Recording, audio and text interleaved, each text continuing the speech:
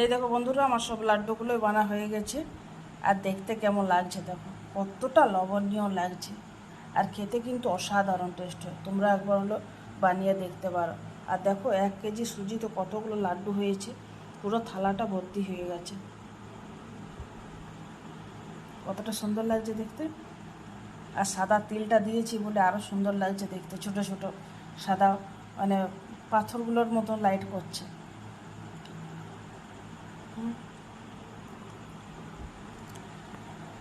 তা তোমরা একবার হলেও বানিয়ে দেখতে পারো, দারুণ টেস্ট লাগে খেতে।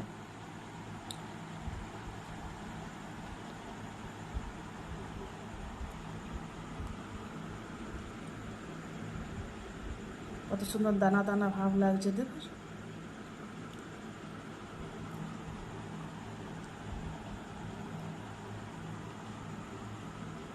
এই লাড্ডুটা মতিচুরো লাড্ডুকে ফেল করে দেবে, এতটা টেস্টি। কারণ এটাতে অনেক কিছু জিনিস দেওয়া আছে, মানে অনেকগুলো ড্রাই ফ্রুট দেওয়া আছে, তেল আছে, চিনে বাদাম আছে, তোমার সুজি আছে।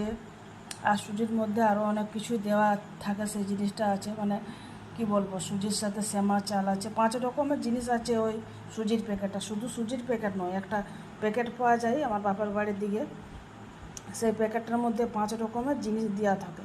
সেই প্যাকেটটা দিয়েই বানিয়েছি। এর আগেও আমি দেখিয়েছিলাম প্যাকেটটা। আবার তোমরা যদি দেখতে চাও সেই প্যাকেটটা, তাহলে তোমাদেরকে একটা ভিডিও করে দেখিয়ে দেবো যে কী প্যাকেট দিয়ে আমি এই লাড্ডুটা বানিয়েছি। সুজির মতোই লাড্ডু প্যাকেটটা, মানে সুজি যেমন ঘেটে খায় সেরকমই কিন্তু সুজি প্যাকেটটা। আর সুজি ওটা দেখতেও ওরকম, কিন্তু ওটার মধ্যে অনেক রকমের জিনিস দেওয়া থাকে। বাচ্চাদের জন্য ওটা বিশেষভাবে খায়, মানে বাচ্চাদের জন্য ওটাকে বানায়। এই প্যাকেটটা বাপের বাড়ি থেকে এনেছি, সেটা দিয়ে লাড্ডু বানালাম। ভালো লাগছে না দেখতে?